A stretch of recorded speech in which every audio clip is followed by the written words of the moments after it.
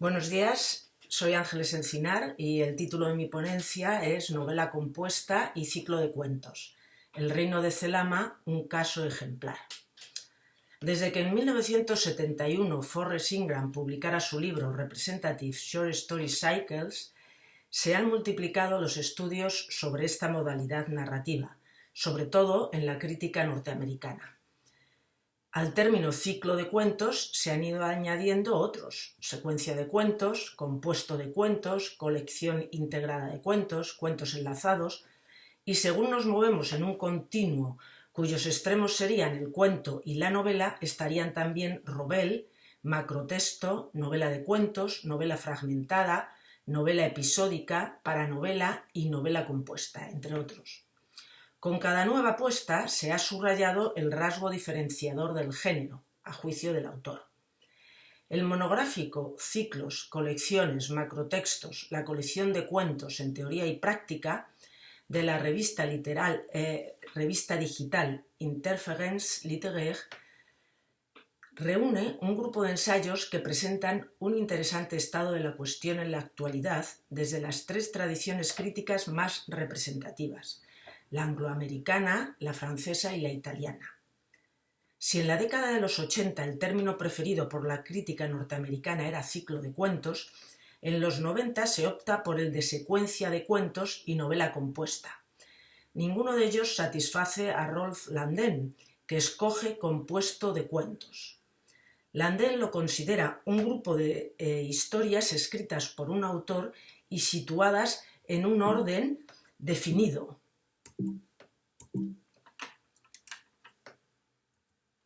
con la intención de producir un efecto específico. Se pueden entender aisladas, pero tienen una dimensión añadida cuando se ven como partes coordinadas de un todo. Subraya la compulsión a crear coherencia manifestada por muchos autores cuando, según él, la naturaleza del compuesto de cuentos es desconectada y fracturada. En su deseo de establecer orden, ignoran los aspectos disruptivos del género. La particularidad más importante del compuesto de cuentos es la sucesiva modificación del texto. Cada relato participa de un proceso acumulativo de sentido. La especificidad de este género frente a la novela consiste en la autonomía de sus historias y los intersticios entre ellas, y frente a una colección de cuentos en la intratextualidad. Subrayemos que el lector experimenta una duplicidad en cada una. Ese es el rasgo más característico del compuesto, la doble existencia de las historias y, en consecuencia, la tensión emergente. Un título representativo del compuesto o ciclo de cuentos en la narrativa española actual sería Mala letra, de Sara Mesa. En el trabajo escrito desarrollo este ejemplo. Destaquemos que el ciclo de cuentos se ha asociado a tradiciones nacionales específicas. El género emerge y prolifera en lugares y momentos de formación de una nueva identidad. Landen y Nagel lo consideran especialmente americano porque capta la tensión entre la unidad y la diversidad de los Estados Unidos, el multiculturalismo de la sociedad americana. Pero en consonancia con lo expuesto sobre el volumen de Sara Mesa, Kelly lo considera un género típicamente femenino, y otras críticas sostienen que la forma, por razones prácticas y conceptuales, es especialmente propicia para iluminar la experiencia de mujeres escritoras. La tradición francófona prefiere el término colección para ampliarlo a la poesía y al ensayo. Irene Langlet propone su poética y la considera una forma literaria susceptible de recoger diferentes géneros. La colección se nutre de cierto grado de discontinuidad y una articulación interna de componentes textuales más o menos autónomos: novelas en episodios, novela collage, novelas epistolares o colecciones híbridas de texto. La contribución más sobresaliente de la crítica francesa, sin embargo, reside en la inclusión de la perspectiva lectora. René Audet analiza los modos de interacción que caracterizan la colección desde el punto de vista del lector y la describe como una red de relaciones establecida mediante un proceso de reticulación y totalización. A través de la lectura se actualizan las relaciones entre las historias y de éstas con el conjunto. A diferencia de los estudios angloamericanos sobre el ciclo de cuentos, no se enfatiza en la unidad y la coherencia de modo intrínseco. Es decir, destacan el efecto totalizador, la tendencia a leer la colección como algo completo que proviene de la actitud lectora y de algunos mecanismos circundantes, reseñas, paratextos, y la percepción de una reticulación con conexiones transtextuales, la estructura del libro, campos léxicos y elementos recurrentes. La crítica italiana se aproxima más a la francesa y su enfoque es sobre todo estructuralista y semiótico. En 1975, Maria Corti definía el término macrotexto de modo conceptual y lo reservaba para las colecciones de textos marcados por una combinación de características temáticas y formales recurrentes, así como por una disposición que garantiza una progresión discursiva de significado en el avance de la colección. Esta noción no implica exclusividad con un género específico. Estudios posteriores son menos restrictivos que el de Corti y tienen en cuenta la intención del autor o la posibilidad de aislar los textos de una colección. Giovanni Capello afirmaba que muchos exhiben diversos tipos o grados de estructuración, sin darse cuenta de la interdependencia efectiva de cada uno y un orden impuesto a los lectores. Son macrotextos débiles y son más frecuentes que los macrotextos fuertes. Esta perspectiva más amplia permite situar la textualidad de las colecciones en un cuadro mucho más amplio de politextualidad. La tendencia a la coherencia y a la totalidad en el ciclo de cuentos lleva a la expresión novela compuesta, en el extremo de la línea continua que se aleja del cuento. Acuñada por Maggie Dunn y Anne Morris, la definen como una obra literaria compuesta de textos más cortos que, aunque individualmente completos y autónomos, están interrelacionados en un todo coherente según uno o más principios organizativos. En el capítulo 1 de The Composite Novel se estudia detalladamente cada uno de los elementos de la definición. En primer lugar, el propio término. Entre los años 1880 y 1930 en Estados Unidos se utilizó novela compuesta para los trabajos colaborativos de autoría múltiple. Novela compuesta y ciclo de cuentos son diametralmente opuestos, a juicio de las autoras, estos términos. Aquel resalta la integridad de su totalidad, este la de las partes. Foster, en 1927, se refería a la estructura asociativa de la novela como ritmo y la veía similar al desarrollo de una partitura. Siguiendo con la analogía entre música y literatura, Foster hablaba de ritmo simple y ritmo complejo. El último describe con precisión la estética de la novela compuesta. El efecto se produce no solo por la repetición de melodías y motivos, sino también por la relación dinámica entre los movimientos y la sinfonía, entre las partes y el todo. En segundo y tercer lugar, la definición precisa que es un trabajo literario compuesto de textos más cortos. Se antepone la palabra texto a ficción o prosa, porque, aunque la mayoría de novelas compuestas es una obra en prosa, a veces puede tratarse de una mezcla de cuentos populares, historias o autobiografía. Tampoco aparece en la descripción la voz cuento, ya que se pueden incluir poemas o piezas teatrales en un acto. Estar interrelacionados en un todo coherente es la cuarta afirmación. El énfasis se pone en la totalidad alcanzada mediante una interacción dinámica entre las partes. Dunn y Morris utilizan la expresión gestal para referirse a la configuración de elementos y o temas cuya suma es más que sus partes. Por último, se especifica la necesidad de uno o más principios organizativos. Distinguen 5 fundamentales. El primero es el escenario, setting, un elemento primario de interconexión en un gran número de novelas compuestas, en la tradición de una ficción sobre un pueblo, lo llamado village sketch. El segundo es un protagonista único sobre quien se centran los textos o que los une. Puede ser un narrador protagonista, una figura central cuyo progreso se contempla en las sucesivas historias o que reaparece esporádicamente.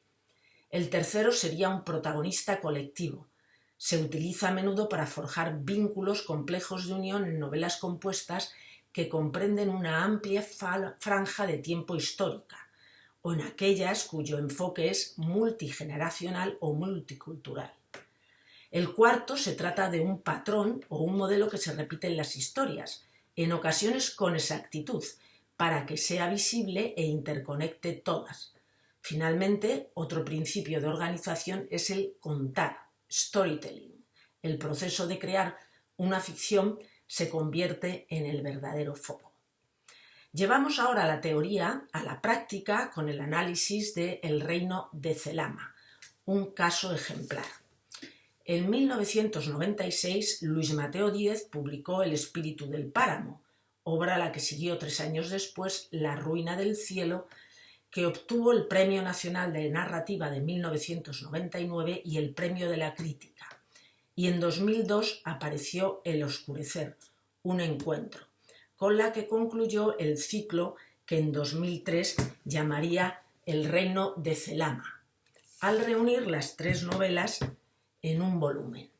Allí incluyó también Vista de Zelama, un apéndice aparecida en 1999 en una edición novenal.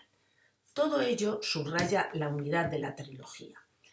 Zelama es un territorio imaginario bien delimitado, como lo fueron Yonapatagua para Faulkner, Macondo para García Márquez o Región para Benet. En Vista de Zelama se detalla su extensión y su origen espacial con el mapa dibujado por Ismael Cuende, autor implícito de la segunda novela, y con los 5 capítulos que la describen. El paisaje, escenario o territorio es crucial, cohesiona la trilogía. No en vano el autor la tituló El reino de Zelama para darle una entidad propia, a modo de un estado soberano, con una organización singular en sus modos de vida, tradiciones, cultura y en su superficie, y con una toponimia bien determinada. Este territorio imaginario supera sus límites y se convierte en espacio simbólico y mítico con plena significación. Desolación, tristeza, sufrimiento, olvido, desgracia y muerte son referentes, expresados con la excepcional metáfora de Ponce de Lesko. Zelama es el espejo no del esplendor del cielo, sino de su ruina. El espíritu del páramo es un relato, como reza el subtítulo, de poco más de 80 páginas. Sirve de preámbulo a la trilogía, crea la atmósfera prevalente en el conjunto, nos define y describe el paisaje. Esa es la función del primer capítulo de los 15 que la componen. No creemos pertinente denominar esta narración ciclo de cuentos, primero a simple vista porque vienen numerados y no tienen títulos independientes, segundo y fundamental porque 7 de ellos no son cuentos, no poseen esa entidad. Los 8 capítulos restantes sí lo son, autónomos y con significación propia. No obstante, la totalidad del relato concurren para subrayar la singularidad de Zelama y sus habitantes. Son parte de la novela compuesta. La ruina del cielo es la novela más celebrada de la trilogía y, sin lugar a duda, una obra cumbre en la historia de la literatura española. El argumento, su estructura, el despliegue de recursos técnicos y la perfección del lenguaje la singularizan. Dividida en 68 capítulos, 27 de ellos son cuentos independientes y completos en sí mismos. Además, hay poemas y una escena teatral. La obra lleva a pensar también en el concepto de macrotexto al que hemos aludido, aunque el apropiado es novela compuesta. Ismael Cuende, autor implícito y narrador de gran parte del relato, cohesiona el conjunto. Protagoniza 8 capítulos y a través de su voz, en forma de monólogo interior o fluir de conciencia, sabemos de su vida familiar y de su personalidad que a lo largo de los años asimila con la desolación y el abandono del territorio. Con él se inicia y se clausura la novela. Su función de narrador aporta la perspectiva totalizadora. La variedad predomina en los 27 relatos autónomos, humorísticos, grotescos, paródicos, dramáticos, fantásticos, maravillosos. Son múltiples los temas, los tonos y la estructura. La independencia de todas las historias es evidente. Sin embargo, entre la audiencia es frecuente encontrar a Ismael Cuende y algunas veces se convierte en el narratario del relato. El oscurecer cierra la trilogía. El título simboliza la proximidad de la muerte, el declinar de la existencia. Tengamos en cuenta que en la primera novela el personaje sobresaliente era el niño Rapano, convertido en adulto en la conclusión. Ahora es el viejo. Se hace referencia a su origen y su llegada a Celama, también a su oficio de pastor y en la actualidad a su demencia senil. Es una novela de poco más de 100 páginas que solo contiene 2 cuentos. Las 2 primeras obras del Reino de Celama son magníficos ejemplos de novelas compuestas. La autonomía de los diversos cuentos se justapone a los enlaces intratextuales con el conjunto, espacio, personajes, temas, y se comprueba la tendencia a la cohesión, a la creación de un universo ficcional integrado por diversos fragmentos. De ahí la imagen de mosaico narrativo. Hemos comprobado cómo el espíritu del páramo y la ruina del cielo se acomodan a la definición de la novela compuesta establecida por Dunn y Morris. Esto se desarrolla mucho más en el artículo escrito, claro. También es esclarecedora la presencia de los 5 principios organizativos de esta clase de obras en las 2 ficciones.